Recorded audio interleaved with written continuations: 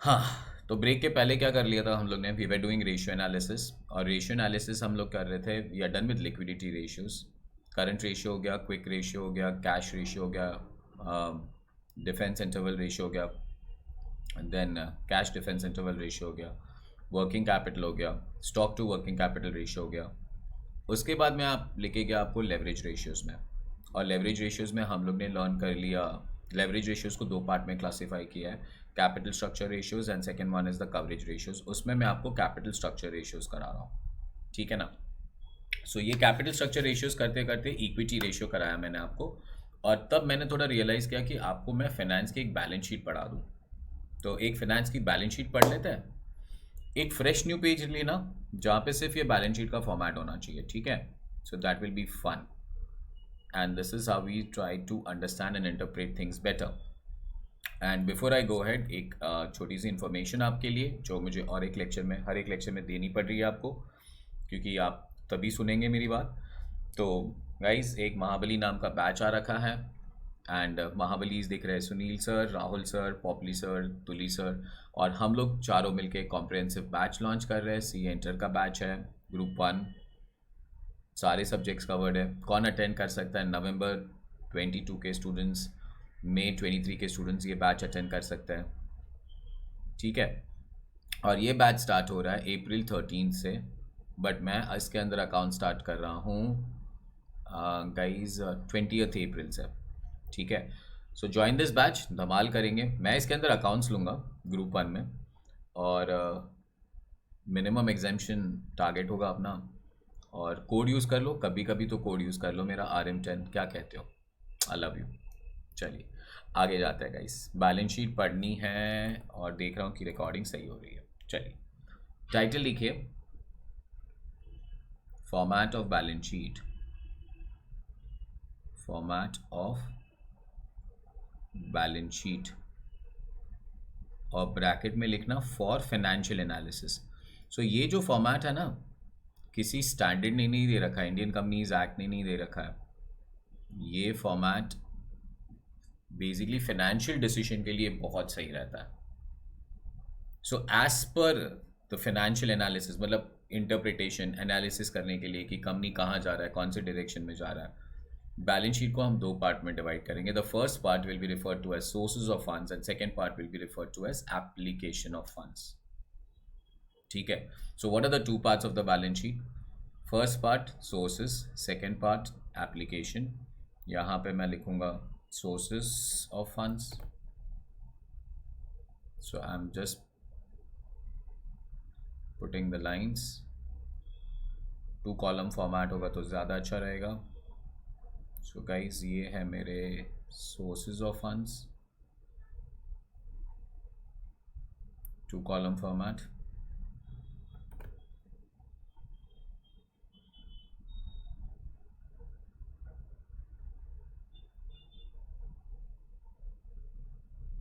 The second one is application of funds.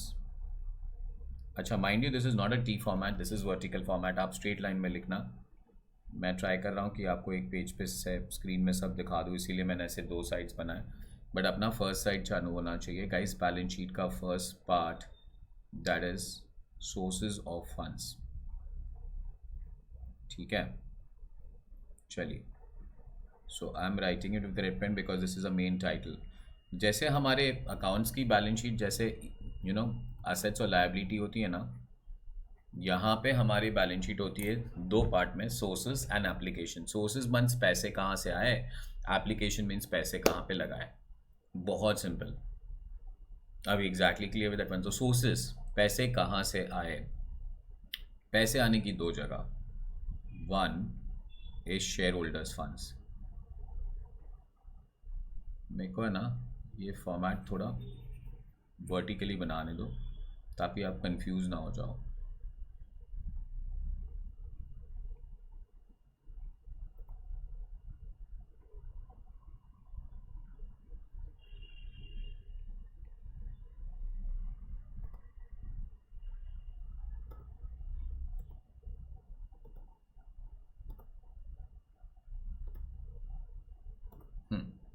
So I'll go for balance sheet and I'll insert the two columns that I want for you guys.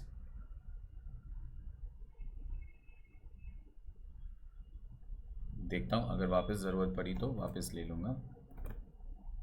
तो ये एक line, ठीक है. I will insert couple of lines more.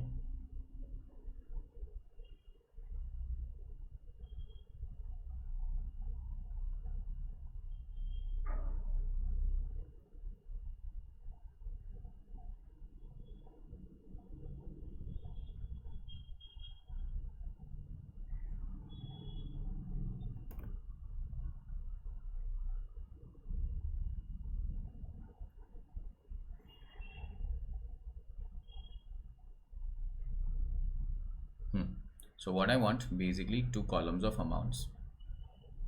अभी exactly clear. So ये column हो गया inner column और ये हो गया मेरा outer column. So guys, first part of the balance sheet, main first part of the balance sheet will be referred to as sources of funds. पैसे कहाँ से collect किए. अब sources of funds में first is known as shareholders funds.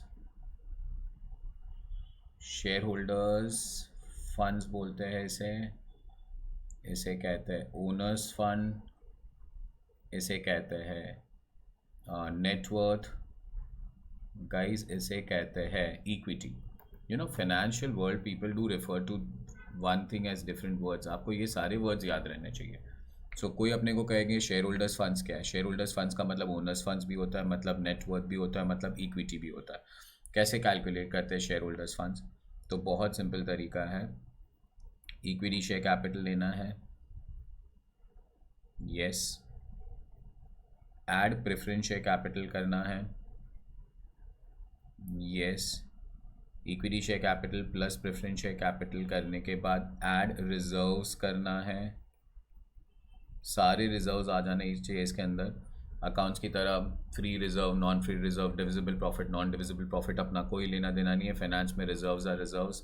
So reserves add कर दिए और losses हम लोग ने लेस कर दिए.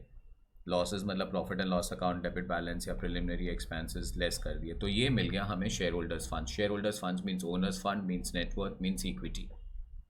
जकास. पैसे कहाँ से आएंगे बिजनेस करने के लिए. दो जगह से. या तो आप अपना खुद का पैसा लगाओ, या तो second borrowed funds. So first one is owners fund. The second one is known as borrowed funds. Borrowed funds. ठीक है.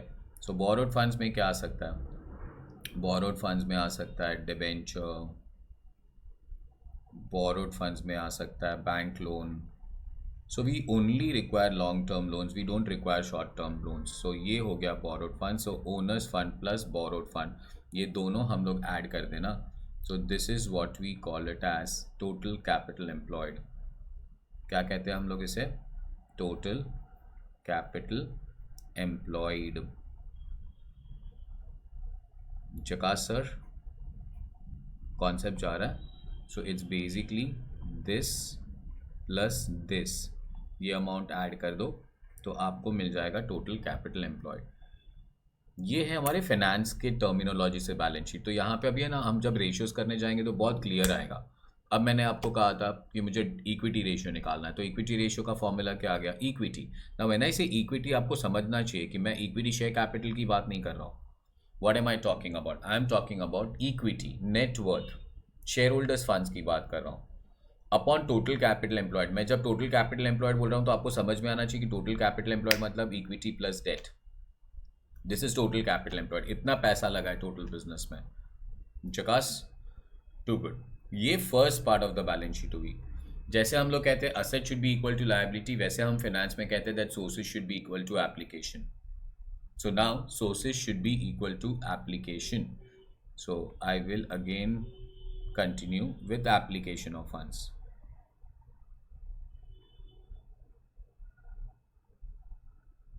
चलिए.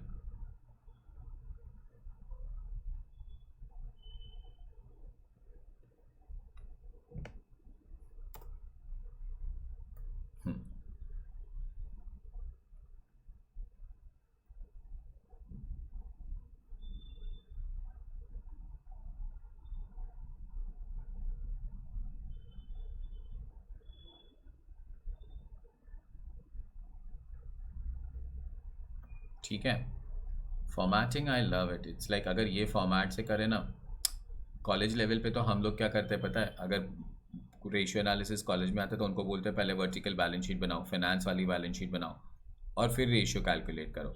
सो then it becomes so simple because then we have a format which is as per finance requirement and then we understand everything. So ये हो गया हमारा capital employed.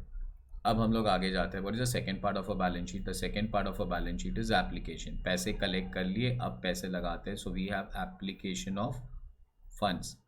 पैसे कहाँ लगाएंगे सर? पैसे लगाएंगे जैसे सोर्सेज में हमारे पास दो सोर्सेज थे, first one was share holders fund and second one was borrowed fund. वैसे एप्लीकेशन में हमारे पास तीन एप्लीकेशन हो रखे, तीन जगह पैसे लगा सकते हो. First one is fixed assets.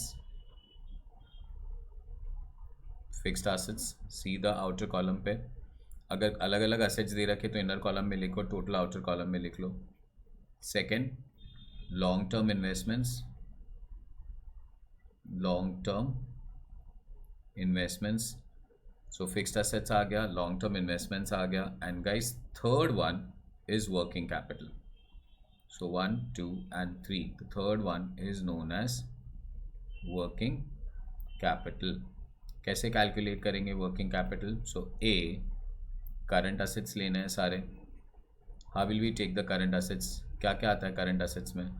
Sir current assets में आता है स्टॉक, करंट एसेट्स में आते हैं डेटर्स, करंट एसेट्स में आता है कैश, करंट एसेट्स में आता है बिल्स रिसीवेबल. तो सारे करंट एसेट ले लो, और यहाँ पे ऐसा कुछ फॉर्मेट नहीं कि भी ये पहले लिखो वो पहले लिखो, ऐसा कुछ नहीं. करंट एसेट्स आ करंट एसेट्स, करंट एसेट्स ले लो और क्या कर दो यहाँ से, लेस बी करंट लायबिलिटी. तो current asset minus current liability. ना फॉर एग्जांपल करंट लायबिलिटी में मैंने ले लिया ट्रेड क्रेडिटर्स, बिल्स पेबल, सब कुछ आ गया. तो current assets minus current liability कर दिया हम लोगों ने, तो हमारे पास आंसर आ जाएगा working capital, that is current assets minus current liability. अब अगर आप देखेंगे एप्लीकेशन ऑफ फंड्स में, तो हमारे पास यहाँ पे है फिक्स्ड एसेट्स, हमारे पास है यहाँ पे इन्वेस्टमेंट्स, और फाइनली हमारे पास है working capital. So fixed assets plus investment plus working capital is application of funds, is application of funds. Jagas sir, so sources of funds should be equal to application of funds. इतना complicated नहीं है. अच्छा अब ये नहीं पूछना आप sir क्या हम ये बैलेंस शीट अकाउंट्स में बना सकते हो? नहीं, ये बैलेंस शीट आप अकाउंट्स में नहीं बना सकते हो. ठीक है, इतनी लालच भी बुरी नहीं है, इतनी लालच भी बुरी नहीं है, इतनी लालच भी अच्छी नहीं है. Got that? Too good. So balance sheet समझा, एक बार फिर से रिवाइज कर लो. Vertical format of balance sheet बोल दो या फाइनेंशियल एनालिसिस के बैलेंस शीट बोल दो. दो पार्ट, पहला part sources of funds, second part application of funds. Sources of funds means पैसा कहाँ से आ रहा है, एप्लीकेशन ऑफ फंड्स मीन पैसा कहाँ लगा रहा है. सोर्सेज पैसा कहाँ से आ रहा है sir? Owners fund, borrowed funds.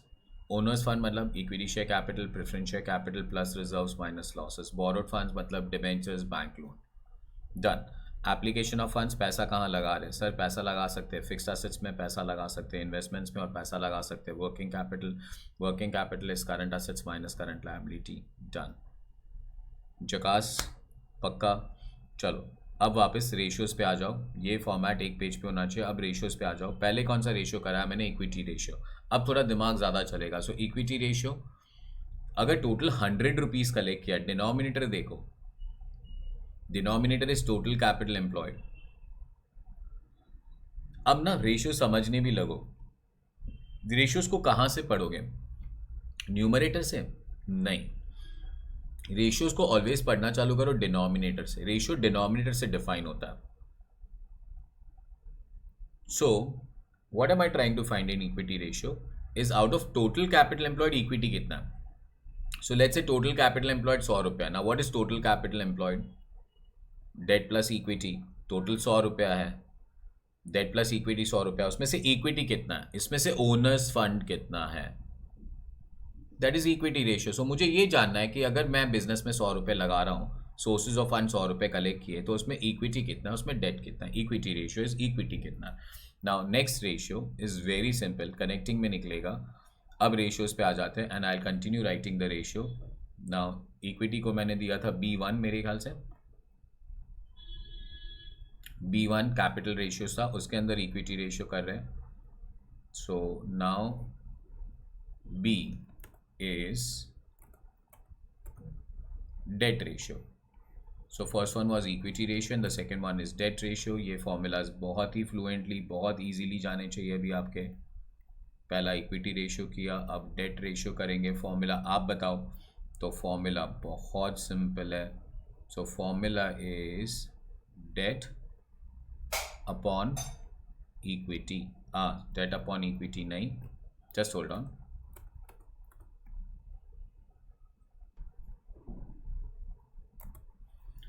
हाँ, so debt ratio is debt upon what?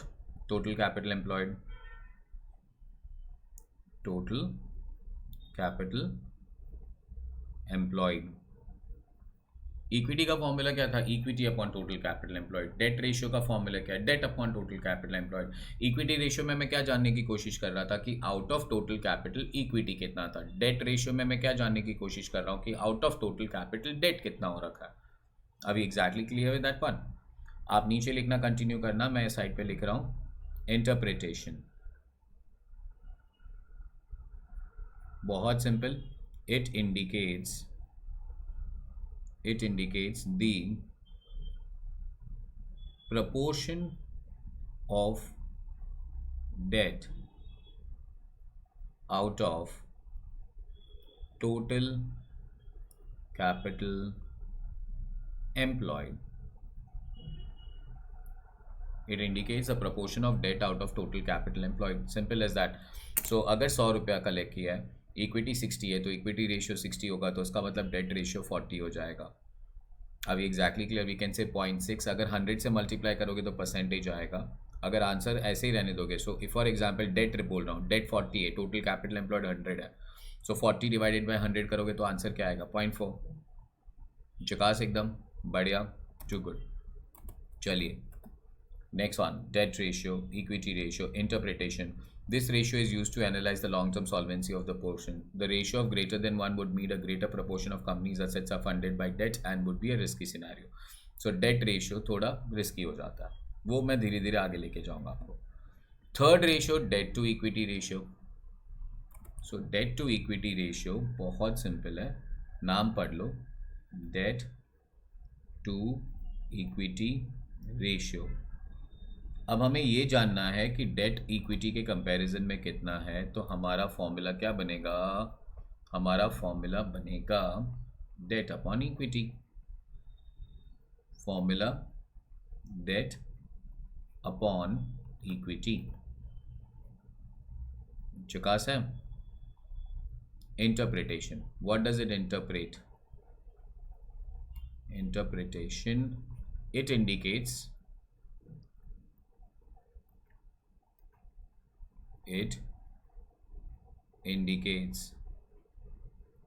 the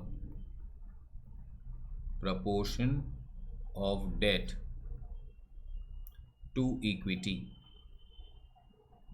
ठीक है, फुल स्टॉप, लिखना नहीं अभी। आप देखो मैं क्या बोल रहा हूँ ना। फॉर एग्जाम्पल अगर मैं क्वेश्चन में कहता हूँ कि आपको इक्विटी 60 है, इक्विटी का मतलब share holders funds, share holders fund का मतलब इक्विटी आ गया, प्रेफरेंस आ गया, रिजर्व्स आ गया, लॉसेस आ गया, ये सब इक्विटी माना जाता है कंपनी का। डेट है 40, तो टोटल कैपिटल एम्प्लॉयड कितना हो गया? 100। अगर मैं आपको कहता हूँ कि इक्विटी रेशियो कितना है, तो इक्विटी 60/100 दैट इज़ 0.6। अगर मैं आपको कहता हूँ कि डेट रेशियो कितना है, तो debt ratio is 40/100 that is 0.4। अगर मैं कहता हूँ कि डेट इक्विटी रेशियो कितना है, तो date equity ratio will be 40 of date divided by 60 of equity. अगर आप इसको कैलसी में डालेंगे तो आंसर आएगा 0.667, that is basically 66.67%. So my debt is 0.67 of equity. For every 1 rupee of equity I put into the business, I have 0.66 of debt. ठीक है, that's what is debt equity ratio, that is debt upon equity. कोई standard ratio हो रखा है? Basically again standard ratio नहीं है. It depends upon company to company, it depends upon industry to industry. But you know, अब यही understand करना है कि फाइनेंस इवॉल्व कहाँ कर रहा है, फाइनेंस इवॉल्व कहाँ कर रहा है, फाइनेंस ग्रो कहाँ कर रहा है, अपनी अंडरस्टैंडिंग कैसे चेंज हो रही है। पहले अपनी अंडरस्टैंडिंग क्या थी, पहले के ज़माने के लोग मांगना करते थे कि that is bad. I seriously remember, मैंने जब अपने क्लासेस चालू किए थे ना, फेस टू फेस क्लासेस, बहुत साल के पहले की बात कर रहा हूँ। I started my classes in 2011। तभी पैसे नहीं था मेरे पास इतने, तो I had to borrow. Classes खरीदने थे, फर्नीचर बनाना था, एसी खरीदना था, प्रोजेक्टर लगाना था, so I had to borrow. My dad always used to tell me, Rahul नींद नहीं आएगा। अब मुझे तो पता ही नहीं चला तभी यार कि नींद नहीं आएगा मतलब क्या, व्हाट डू मीन, लोन और नींद का क्या लेना देना। मेरे डैड बोलते थे टेंशन है Rahul. I used to joke, tension मुझे कहाँ से होगा, टेंशन उन लोगों को होगा जिनसे मैंने लोन लिया है ना, वो लोग ज़्यादा टेंशन में रहेंगे, राहुल का बिजनेस अच्छा चलना चाहिए। गाइज, पहले के ज़माने में लोग ऑलवेज डेट को बुरा मानते थे, but today I will tell you the perception has changed. Today if you want to grow and grow big, debts are necessary. Loan लेना बहुत ज़रूरी है, unless and until you are a big big big big big firm like Reliance, जिन्होंने Covid के era में इतना पैसा collect कर लिया कि वो ज़ीरो डेट कंपनी बन चुकी है। बट भाई इतने पैसे तो अपने पास है नहीं और ग्रो करना है अपने को, तो भाई कहाँ से पैसे कहाँ से आए। So you have to borrow, you have to continuously keep on borrowing up. हाँ, बट इतना भी ज़्यादा बोरो नहीं करना चाहिए कि हमारा काइंड ऑफ कंपनी इंटरेस्ट भी नहीं पे कर पाए, लोन्स भी नहीं पे कर पाए टाइम पे। आई वेरी वेल रिमेंबर जब टाटा कंपनी ने जैगवार एंड लैंड रोवर नाम की दो कंपनियां खरीदी थी, motor cars, Jaguar and Land rover, I hope you know that. तभी उनका डेट इक्विटी रेशियो था 4:1। तभी ऐसे पूरी दुनिया के लोग बोल रहे थे अरे इतना बोरो करेंगे क्या करेंगे। But see today Tata Motors is a profitable company just because of Jaguar and Land Rover, just because of those two companies. So guys, we can borrow. Borrowing is not bad, but it should be in control. In fact, modern terminology में ये माना जाता है कि standard debt equity ratio is 2:1. So for every 1 rupee of your equity, you can have 2 rupees of debt. That's the modern financial world. But again, it depends upon company to company. It again depends upon company के पास कितने funds है grow करने के लिए. As I gave you an example of Reliance has got deep pockets, बहुत पैसा है उनके खुद के पास, इक्विटी इतना बड़ा हो रखा है कि उनको नहीं चाहिए था बोरोइंग्स। लास्ट ईयर उन्होंने सारा बोरोइंग्स रीपे कर दिया। Reliance is a zero debt company, but can everybody run like that? Answer is no. So we have something which is debt equity ratio, and that's what ना। अब और इस दिमाग में डालते जाओ, ये ही तो है रेशियो एनालिसिस। मतलब एक फैक्टर को अगेंस्ट दूसरे फैक्टर डालो और कि क्या होना चाहिए, और यही हमें अंडरस्टैंड करने में हेल्प करेगा फ्यूचर में कि हमें कहाँ जाना है कहाँ नहीं जाना है। अब बैंक में लोन मांगने जाएंगे ना, तो सबसे पहले बैंक वाले आपसे पूछेंगे आपका debt equity, current debt equity ratio क्या हो रखा है, उसी पे आपको फ्यूचर लोन मिलेगा। बिजनेस इतना सिंपल नहीं है। Got this? Too good. 3 ratio, capital structure के 3 रेशियो ABC हो गया अभी तक। First one equity ratio, equity upon total capital employed. Debt ratio, debt upon total capital employed. Debt equity ratio, debt upon equity. Are you understanding that very well? Too good. So debt upon equity. A higher debt equity ratio means less protection for creditors. A low ratio, on the other hand, indicates wider safety cushion. This ratio indicates the proportion of debt fund in relation to equity. This ratio is very often used for making capital structure decisions such as issue of shares, debentures, and so on. Lenders are very keen to know this ratio since it shows relative weight of debt and equity. Date equity ratio is an indicator of firms financial leverage. एक question है हमारे पास, question solve करेंगे, मज़ा आता है question आ जाए तो। Calculate debt equity ratio as on 31 March 2014। Share capital 10,000, preference share capital 10,000, reserve 6,000, profit and loss account credit balance है, मतलब प्रॉफिट है 24,000, 10% debenture 50,000, loan from HDFC 20,000, fixed deposit from public 10,000, preliminary expenses 6,000, underwriting commission 4,000। क्या calculate करना है? Date equity ratio calculate करना है। चलिए question number 4, I want you all to solve this question along with me. Question 4, debt equity ratio निकालना है। So debt equity ratio is equal to formula, और यही फॉर्मूला के बारे में तो मैं मजाक कर रहा था ना आपसे। मेरे को एक लड़की का कॉल आया, सर डेट इक्विटी रेशियो बताओ, डेट इक्विटी रेशियो बताओ। बेटा नाम पढ़ना, नाम पढ़ेगी तो फॉर्मूला आ जाएगा कि नहीं बरोबर से। So debt equity ratio is debt upon equity, is debt upon equity. So guys, my working note now, working note number 1, मैं क्या कैलकुलेट कर रहा हूँ, equity. How do you calculate equity? याद आ रहा है इक्विटी कैसे कैलकुलेट करते हैं? Equity share capital. चलिए क्वेश्चन पढ़िए और मुझे बताइए इक्विटी शेयर कैपिटल कितना है? 10,000। 12% preference share capital,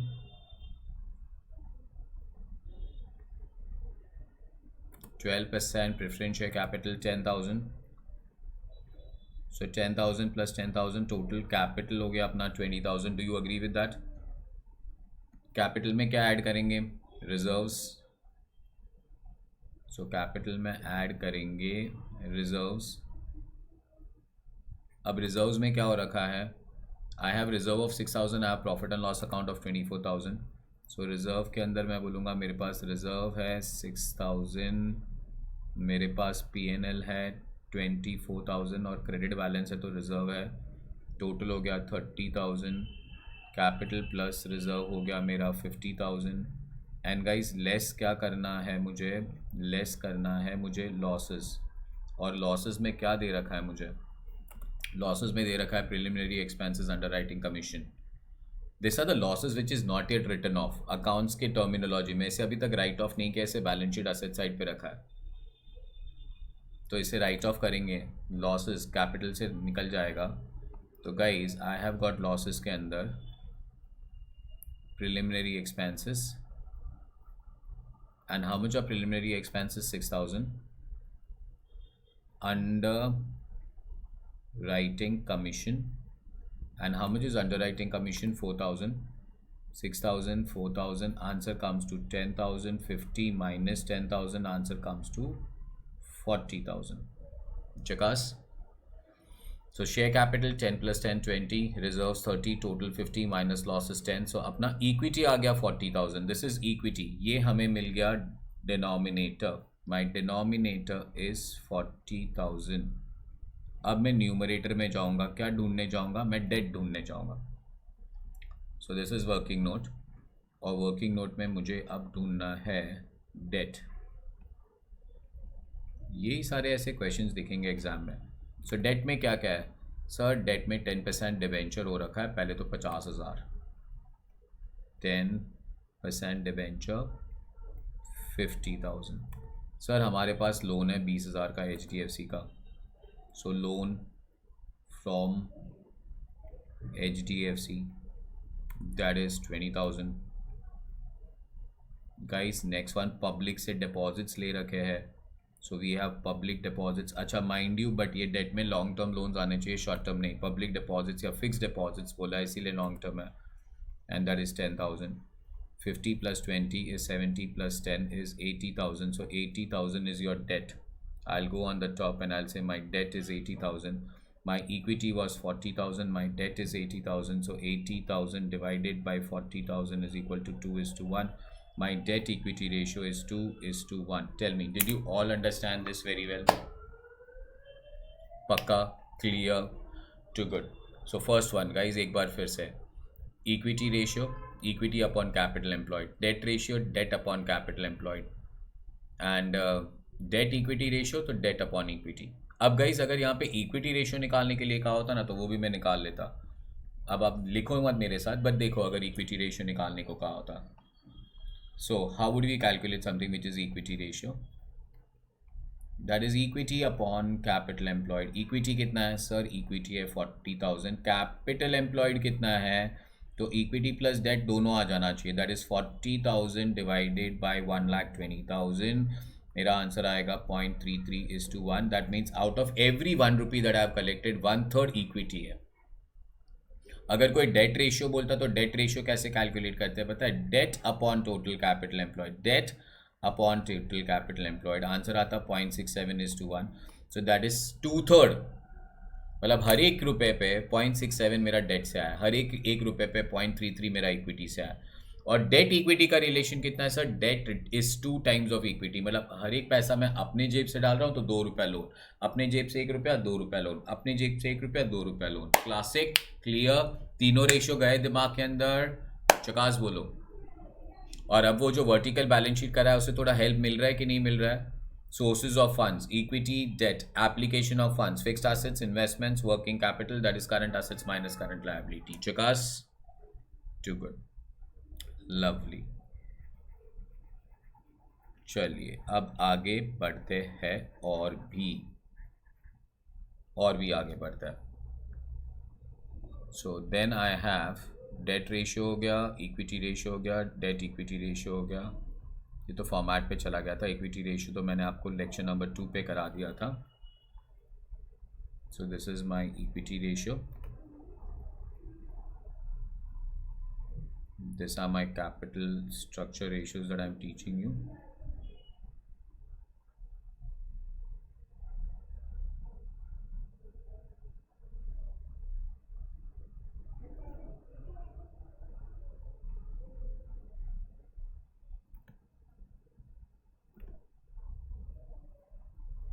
Debt ratio, debt equity ratio.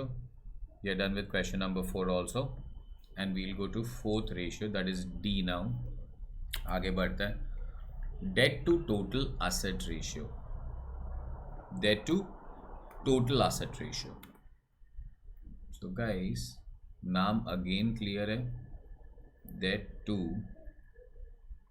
total asset. अब यहाँ पे टोटल असेट चाहिए, एप्लीकेशन ऑफ फंड्स नहीं चाहिए. डेट टू टोटल असेट बोला है, फॉर्मूला वहीं पे है अपने पास, बहुत सिंपल, नाम में ही फॉर्मूला है. So it is debt upon total assets. So debt to total asset is debt upon total assets. Are we exactly clear with that one? Too good. Guys next line पे लिखो components. Component number 1, numerator पे क्या चाहिए? Date. Date का मतलब क्या होता है? Loan funds. और लोन फंड्स को क्या बोल सकते हैं? Borrowed funds. So we can call it as loan funds, we can call it as borrowed funds. Next one, और क्या चाहिए? Total assets. Total assets. ठीक है. Total assets guys is equal to fixed assets plus investments plus current assets. Application of funds याद आ रहा है? Second part of the balance sheet. Fixed assets, investment, working capital. Working capital कैसे निकाला था? Current assets minus current liability किया था. यहाँ पे current assets minus current liability, minus current liability नहीं करना है, सिर्फ असेट्स चाहिए. ये बेसिकली अकाउंट्स साइड का पूरा असेट्स चाहिए. हाँ, बट वहाँ पे भी लॉसेज नहीं चाहिए. अगर कोई P&L डेबिट बैलेंस है वो नहीं चाहिए. So I want assets, pure assets. अब मैं वो अकाउंट्स वाली बैलेंस शीट याद ही नहीं करूँगा, मैं ऑलवेज बैलेंस शीट याद करूँगा सिर्फ फिनेंस वाली. So I had 2 balance sheets और 2 parts given to you, sources of funds and application of funds. Sources, पैसे कहाँ से आए, एप्लीकेशन, पैसे कहाँ लगाए थे सर? Fixed assets. कहाँ लगाए थे? इन्वेस्टमेंट्स. कहाँ लगाए थे? Working capital. But working capital कैसे कैलकुलेट किया था? वर्किंग कैपिटल सर कैलकुलेट किया था current assets minus current liability. Current liability निकाल दो, नहीं चाहिए. फिक्स्ड असेट्स लो, इन्वेस्टमेंट्स लो, करंट असेट्स लो, टोटल असेट्स आ गया. That is debt upon total assets. Interpretation, ये रेशियो क्या दिखाएगा सर? Why are we calculating this ratio? Simple है, बहुत सिंपल है. इट मीन्स और it interprets how much of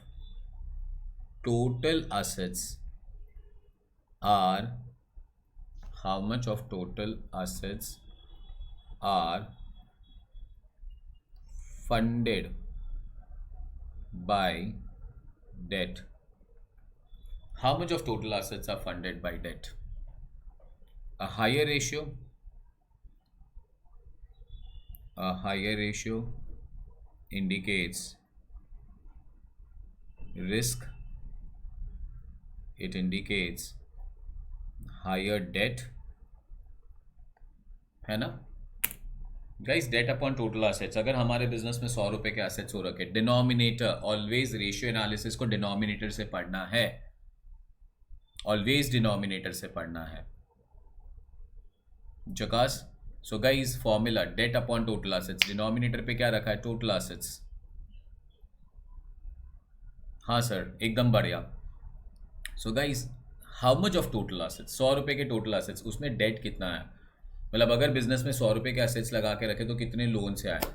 अब इतना ज़्यादा रेशियो नहीं होना चाहिए, 100% रेशियो आ जाए, अरे इस पूरे का पूरा पैसा सर लोन ही है, अरे नहीं भाई ये नहीं होना चाहिए, गलत बात.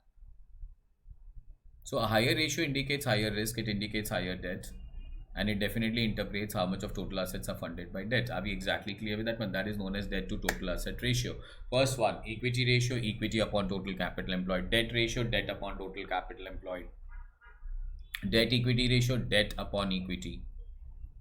Debt to total asset, debt to total assets are debt upon total assets multiplied by 100 करोगे तो परसेंटेज आएगा, अगर नहीं करोगे तो आंसर वैसे ही रहने देना, ठीक है. नेक्स्ट वन, फिफ्थ रेशियो, मेरा फेवरेट, बहुत amazing ratio, and this is where I tell you, you know, welcome to the world of finance guys. ई is capital gearing ratio,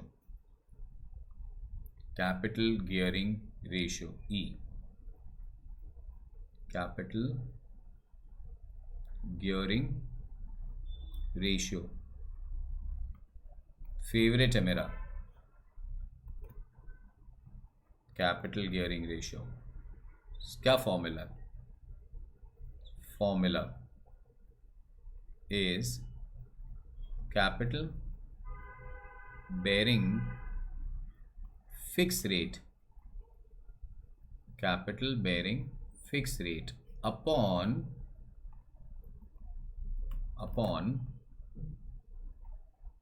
capital not bearing fixed rate.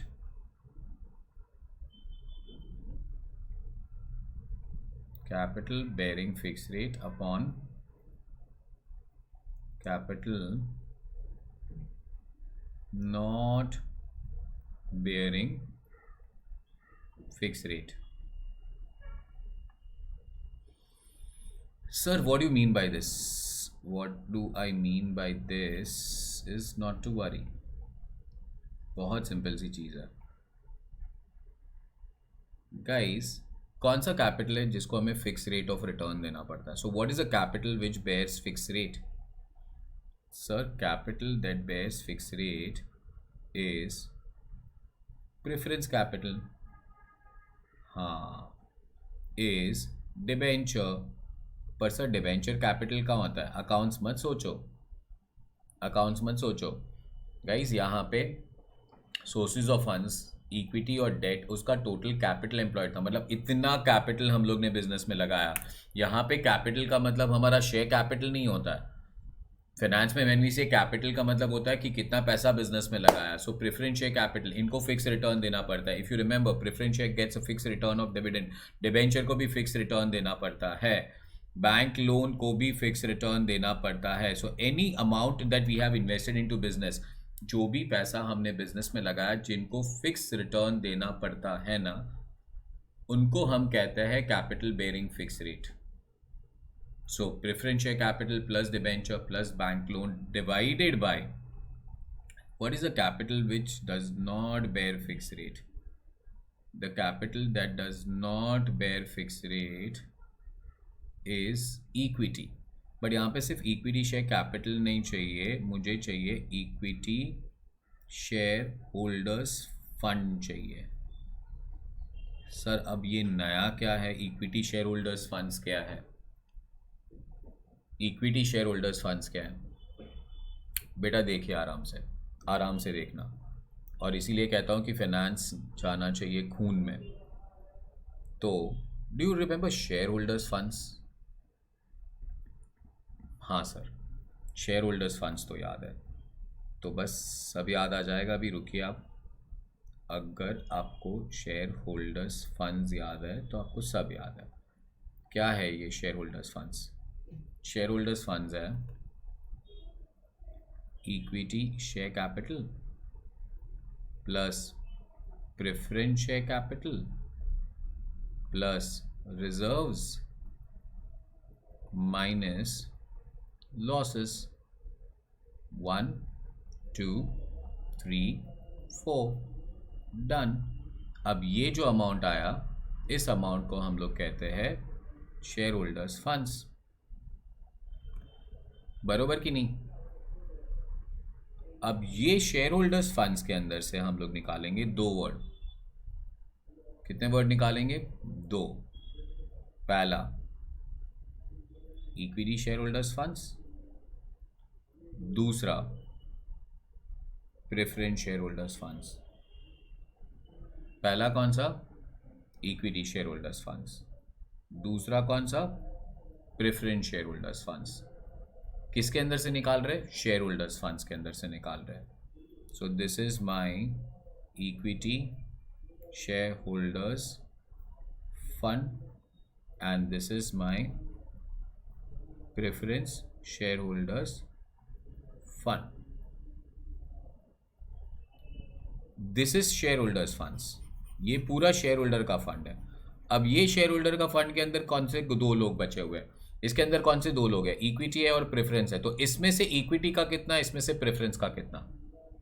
For example अगर मैं blankly number डालता हूँ, let's say I have equity share capital of 200, preference of 100, reserves are 50, losses are 10, 200 plus 100 is 300 plus 50 is 350 minus 10 is 340। इसमें से equity का कितना, इसमें से प्रेफरेंस का कितना? Got this guys? Equity share capital किसका? सॉरी इक्विटी का। सो यहाँ पे आ गया equity share capital. Preference share capital किसका? सर प्रेफरेंस का। So this is preference share capital preference का। So equity share capital preference share capital. Reserves किसका? सर रिजर्व्स दोनों का। ना ना ना, रिजर्व्स दोनों का नहीं है, बिकॉज प्रेफरेंस को तो फिक्स रेट ऑफ डिविडेंड देना है। तो ये जो रिजर्व्स बचे हैं ना, ये प्रेफरेंस के नहीं है, ये सिर्फ और सिर्फ इक्विटी के है। तो रिजर्व्स आएगा सिर्फ इक्विटी का। सर लॉसेस किसका? लॉसेस दोनों का। अरे क्या गलत बात कर रहे हो भाई? रिजर्व देते वक्त पूरा रिजर्व इक्विटी को दे दिया, अब लॉसेस बोले कि दोनों बांटेंगे? नहीं, रिजर्व्स इक्विटी का, लॉसेस भी इक्विटी का। तो प्रेफरेंस का क्या? प्रेफरेंस का सिर्फ प्रेफरेंस शेयर कैपिटल, प्रेफरेंस का सिर्फ प्रेफरेंस शेयर कैपिटल। सो अगर यहाँ पे वापस ऊपर वाले नंबर्स लूँ ना मैं, तो इक्विटी शेयर कैपिटल कितना था? 200, रिजर्व्स कितना था? 50, लॉसेस कितना था? 10। तो ये आंसर कितना आ जाएगा? 240। और यहाँ का आंसर कितना आ जाएगा? सिर्फ 100। सो 100 plus 240 is 340। I you understanding? Share holders fund समझ रहा है बरोबर से? पक्का? एकदम clear? This is share holders funds guys. इससे ना मेरे को थोड़ी चीज़ें और पता चलती है फाइनेंस में। अब सुनो मेरी बात आराम से। अगर मैं आपको बोलूँ कि मुझे शेयर होल्डर्स फंड्स निकालना है, मुझे शेयर होल्डर्स फंड्स निकालना है, मुझे ओनर्स फंड निकालना है, मुझे नेट वर्थ कैलकुलेट करना है, मुझे इक्विटी निकालना है, इक्विटी, सिर्फ इक्विटी बोला है मैंने। तो guys it is equity share capital plus preference share capital plus reserves minus losses. Guys अब मैं आपको कहूँ पॉइंट नंबर 2 कि मुझे इक्विटी शेयर होल्डर्स फंड्स निकालना है, सिर्फ इक्विटी शेयर होल्डर्स फंड्स निकालना है। तो it is equity share capital plus reserves minus losses.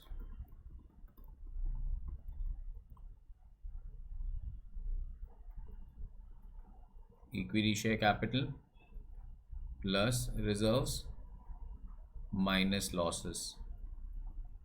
Guys अगर मैं आपको बोलूं कि मुझे प्रेफरेंस शेयर होल्डर्स फंड्स निकालना है, तो प्रेफरेंस शेयर होल्डर्स फंड्स में कुछ नहीं आता है। प्रेफरेंस शेयर होल्डर्स फंड में सिर्फ प्रेफरेंस शेयर कैपिटल आता है। गाइस मैं आपको बोलूं मुझे सिर्फ इक्विटी शेयर कैपिटल लेना है, तो सिर्फ इक्विटी शेयर कैपिटल लेना है। अगर मैं आपको बोलूं कि मुझे प्रेफरेंस शेयर कैपिटल लेना है, तो मुझे सिर्फ प्रेफरेंस शेयर कैपिटल लेना है। अगर मैं आपको बोलूं कि मुझे टोटल कैपिटल एम्प्लॉयड लेना है, टोटल कैपिटल एम्प्लॉयड लेना है, तो गाइस इसके अंदर इक्विटी, और इक्विटी का मतलब इक्विटी शेयर कैपिटल नहीं होता है, इक्विटी का मतलब होता है शेयर होल्डर्स फंड्स। याद रखना, This is financial world, this is financial language. Are you all catching this up? पक्का? नाउ सुनो मेरी बात, एकदम आराम से सुनो. What am I trying to tell you? Share holders funds, equity share capital plus preference share capital plus reserves minus losses. Share holders fund is also known as owners fund, is also known as net worth, is also known as equity. So कोई पूछे equity, equity share capital plus preference share capital plus reserves minus losses. Equity share holders fund, so equity share capital plus reserves minus losses, preference नहीं आएगा. Equity share capital तो सिर्फ equity share capital. But if somebody tells you what is equity, तो सिर्फ equity share capital नहीं बताना है, share holders funds बताना. और ये कंपनी का पूरा कैपिटल स्ट्रक्चर हो रखा है. टोटल कैपिटल कोई पूछे तो इक्विटी प्लस डेट. इक्विटी के अंदर कौन आता है sir? Equity, preference, reserves, losses. उसमें से खाली इक्विटी शेयर होल्डर्स निकालना है तो इक्विटी, रिजर्व्स, लॉसेस. खाली प्रेफरेंस निकालना है तो खाली प्रेफरेंस शेयर कैपिटल. जकास. अब ये तो लिख ही रहे हो आप साथ में. अब यहाँ पे आओ और कैपिटल गियरिंग रेशियो का फॉर्मूला पढ़ो. What is capital gearing ratio? That is capital bearing fix rate upon capital not bearing fix rate. क्या जानने की कोशिश कर रहा हूँ कि कौन सा वो कैपिटल हो रखा है जिन्हें मुझे फिक्स रेट देना है, और कौन सा वो कैपिटल हो रखा है जिन्हें मुझे फिक्स रिटर्न नहीं देना है. अभी exactly clear with that one. This is formula. Components तो यहीं लिख दिए मैंने. Interpretation, and I am sure एक क्वेश्चन होगा, तो क्वेश्चन के बाद मैं आपको थोड़ा इसका इंपॉर्टेंस भी समझाता हूँ. है मेरे पास क्वेश्चन, मज़ा आने वाला है. Question 5. So interpretation,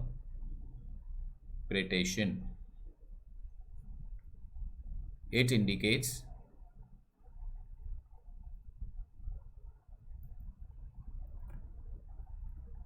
the proportion of funds bearing fixed rate to proportion of funds not bearing fixed rate. Not bearing fixed rate. It indicates the proportion of funds bearing fixed rate to proportion of funds not bearing fixed rate.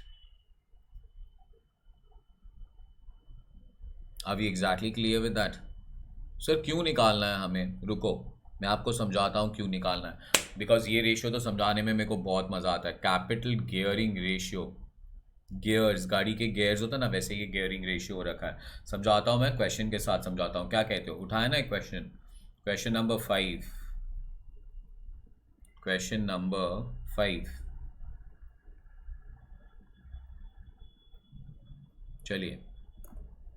From the following relevant extracts of balance sheet of Sonia Limited as on 31st March 2008, compute the capital gearing ratio. Equity share capital 1 lakh, preference share capital 1 lakh, security premium 10,000, profit and loss account का credit balance 20,000, preliminary expenses 10,000, capital reserve 20,000, 10% debenture is 1,50,000 and bank loan is 50,000. कौन सा ratio निकालना है? Capital gearing ratio निकालना है. Have a look here now. Capital gearing ratio, capital bearing fix rate upon capital not bearing fix rate, वो याद रखो और उसको क्रैक करो. कैपिटल बेयरिंग फिक्स रेट, कौन सा कैपिटल है जिससे फिक्स रेट देना पड़ता है? Sir preference. प्लस किसको फिक्स रेट देना पड़ता है? Sir debenture. प्लस किसको फिक्स रेट देना पड़ता है? Sir bank loan. So preference capital plus debenture plus bank loan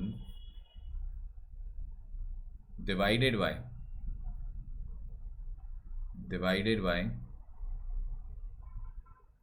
capital not bearing fixed rate में equity capital नहीं लेना है, equity share holders fund लेना है. जकास, ठीक है. चलिए, working note, numerator number 1. How much is preference capital? Preference capital 1 lakh है. Preference capital 1 lakh है. How much is debenture? Debenture 1,50,000 है. How much is bank loan?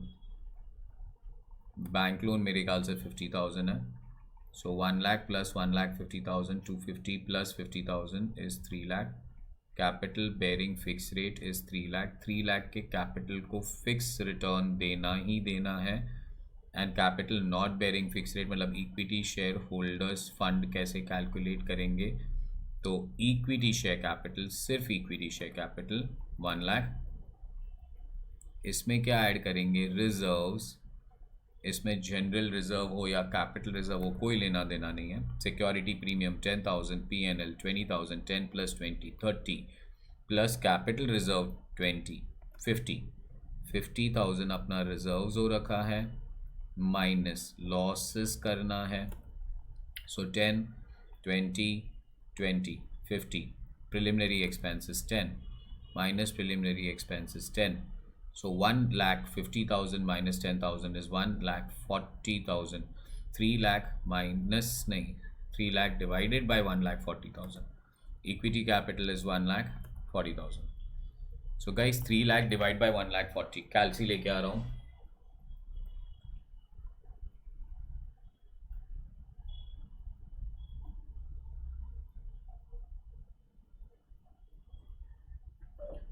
चलिए 3 lakh divided by 1,40,000. Answer is 2.4128. 2.14 is to 1. Means for every 1 rupee of capital which जिसपे मुझे return fix नहीं देना है, I have 2.14 रुपी जिसको return fix देना है. ये हुआ मेरा कैपिटल गियरिंग रेशियो. ठीक है, पक्का. इंटरप्रिटेशन क्या, अंडरस्टैंड क्या कर रहे हो कि मेरे पास बिजनेस में 3 लाख ऐसे लगे हुए हैं ना जिन पे मुझे फिक्स रिटर्न देना ही देना है ना. और ऐसा कैपिटल है 1 लाख रुपया जिनको मुझे फिक्स रिटर्न नहीं देना है. इंटरप्रिटेशन क्या है गाइस? इसी रेशियो का इंटरप्रिटेशन मैं आपको बता रहा हूं. सो इंटरप्रिटेशन मेरा बहुत सिंपल है guys. Point number 1, capital gearing of 1 means average gearing. Capital gearing ratio of 1 means average gearing. मतलब guys capital bearing fixed rate 3 lakh, capital not bearing rate fixed rate 3 lakh. अगर दोनों 3 लाख आ जाएंगे तो आंसर 1 आएगा ना. guys 1 means average gearing. 1 means average gearing. ठीक है guys. above 1 high gears और high gearing. Below one means low gearing. A ratio of above 1 means high gearing and ratio of below 1 means low gearing. Are you understanding? That simple है. ये ratio का invention ही गाड़ी के gears पे हुआ है. गाड़ी के जैसे गेयर्स होता है ना, वैसे ही कैपिटल गियरिंग रेशियो है. 1 कैपिटल गियरिंग रेशियो का मतलब एवरेज गियरिंग. एनीथिंग अबव 1 मतलब हाई गियरिंग. एनीथिंग बिलो 1 मतलब लो गियरिंग. बढ़िया, टू गुड. ओके, अब आगे सुनो. सर अच्छा कौन सा होगा? अबव 1 अच्छा होगा, बिलो 1 अच्छा होगा? नहीं, कंडीशंस डिटरमाइन करेंगे कि अबव 1 अच्छा होगा कि बिलो 1 अच्छा होगा. अब गाड़ी के गियरिंग पे जाता है. गाड़ी कार ड्राइव कर रहे हैं. कभी मुंबई पुणे एक्सप्रेस हाईवे पे गए हो? मुंबई पुणे एक्सप्रेस हाईवे नाम ही क्लियर है, एक्सप्रेस हाईवे. बहुत बढ़िया सा रोड बना रखा है. It's like 3 lane drive, total 6 lane drive है. बीच में अच्छा सा डिफाइनेशन भी फुटपाथ की, मतलब 2 साइड रोड्स नहीं आ सकते. जो गाड़ियाँ स्ट्रेट जा रही है वो ऐसे ही जा रही है, जहाँ से आ रही है वहाँ पे वैसे ही आ रही है. लाइट्स बहुत अच्छे हैं, पूरे सीमेंटेड रोड्स हैं. कौन से स्पीड पे चलना चाहिए? High gears. वहाँ पे definitely 4th gear 5th gear पे गाड़ी चलानी चाहिए, है कि नहीं? Too good. कभी अंधेरी स्टेशन पे गाड़ी चलाई है? Now when I'm referring to this, I'm from Bombay, तो मुंबई में ऐसा अंधेरी एक स्टेशन हो रखा है, बहुत बहुत क्राउडेड एरिया है, चलने की जगह नहीं होती है वहाँ पे, गाड़ी चलानी है, कौन से गियर पे चलाओगे? वहाँ पे 5th गियर पे चलाओगे? नहीं सर, वहाँ पे लो गियरिंग। तो मैं क्या कह रहा हूँ भाई, जैसे रोड दिखे वैसे गियरिंग करो। तो बहुत अच्छा रोड हो रखा है हाई गियर्स, बहुत भीड़ भाड़ वाला रोड हो रखा है लो गियरिंग। सर क्या सिखा रहे हो आप हमें? फाइनेंस सिखा रहे हो कि गाड़ी के गियरिंग सिखा रहे हो? बेटा फाइनेंस ही सिखा रहा हूँ। सुनो, अगर इकोनॉमी बहुत अच्छी हो रखी है, कंट्री ग्रो कर रहा है, everything is growing, your business is growing, fabulous returns, high gearing. अगर हमारे प्रोडक्ट का डिमांड बहुत हाई है, लोग मांगते ही जा रहे हैं, मांगते ही जा रहे हैं, हमें पैसे चाहिए प्रोडक्शन करने के लिए, तो लोन लो, प्रोडक्शन बढ़ाओ, प्रॉफिट्स बढ़ाओ, हाई गियरिंग। पर अगर बिजनेस का एनवायरनमेंट अच्छा नहीं हो रखा है, कंट्री का एनवायरनमेंट अच्छा नहीं हो रखा है, ऐसे कोविड हो रखा है, सब कुछ बंद हो रखा है, तो फिर हाई गियरिंग पे नहीं रहना चाहिए, तो लो गियरिंग पे रहना चाहिए। Because that time we want a capital जिस पे फिक्स रिटर्न नहीं देना हो। तभी हमें वो कैपिटल चाहिए जिस पे फ्लक्चुएटिंग रिटर्न देंगे, लोगों को रिटर्न नहीं देंगे तो चलेगा। इक्विटी कैपिटल को रिटर्न फिक्स नहीं देना होता है। सो इन शॉर्ट, गियरिंग कैसे डिसाइड करेंगे कि हाई गियरिंग पे होना चाहिए या लो गियरिंग पे होना चाहिए? हाई गियरिंग पे कब होना चाहिए? जब हमारा बिजनेस फास्ट भाग रहा हो, हाई गियरिंग होना चाहिए। जब हमारा बिजनेस फास्ट नहीं भाग रहा हो, स्लो भाग रहा हो, तो लो गियरिंग पे चलना चाहिए। Is this clear? That is about capital gearing. You guys catching this up properly? पक्का? अच्छा, अब एक और आंसर दो। Which is more dangerous, which is more bad? Okay guys, Andheri station जो बहुत ही क्राउडेड एरिया हो रखा है, अगर वहां पे मैं हाई गियरिंग पे चल रहा हूं तो ये ज़्यादा बुरा होगा, या मैं हाईवे पे चल रहा हूँ मुंबई पुणे एक्सप्रेस वे पे और वहाँ पे छोटे लो गियर्स पे चल रहा हूँ, फर्स्ट गियर सेकंड गियर पे चल रहा हूँ, ये ज़्यादा बुरा होगा? विच बैड इज़ मोर बैड? कौन सा बुरा बहुत बुरा है? अंधेरी पे 5th गियर पे चलना ज़्यादा बुरा है, या मुंबई पुणे एक्सप्रेस हाईवे पे लो गियर्स पे चलना ज़्यादा बुरा है? कौन सा बुरा ज़्यादा बुरा है? ऑफ कोर्स अंधेरी पे 5th गियर पे चलना ज़्यादा बुरा है, बिकॉज भाई एक्सीडेंट हो जाएगा, किसी के मरने के चांसेस है। क्या कहते हो? एक्सप्रेस हाईवे पे तो क्या थोड़े लो गियर पे चले ना तो क्या लोग चिल्ला के जाएंगे, लोग पूछेंगे गार्डन में चल रहे हो? मेरी तरह मेरे पास बुलेट है, बुलेट चलाता हूँ मैं 30-40 के स्पीड पे, लोग आके पूछते जाते हैं गार्डन पे चला रहा हूँ? हाँ भाई चला रहा हूँ, मेरे को गाई नहीं है, तेरे को क्या प्रॉब्लम है? अभी क्लियर? ठीक है ना? Too good. So that is all about capital gearing ratio. समझा capital gearing ratio? What's a formula for capital gearing ratio? Capital bearing fix rate upon capital not bearing fix rate.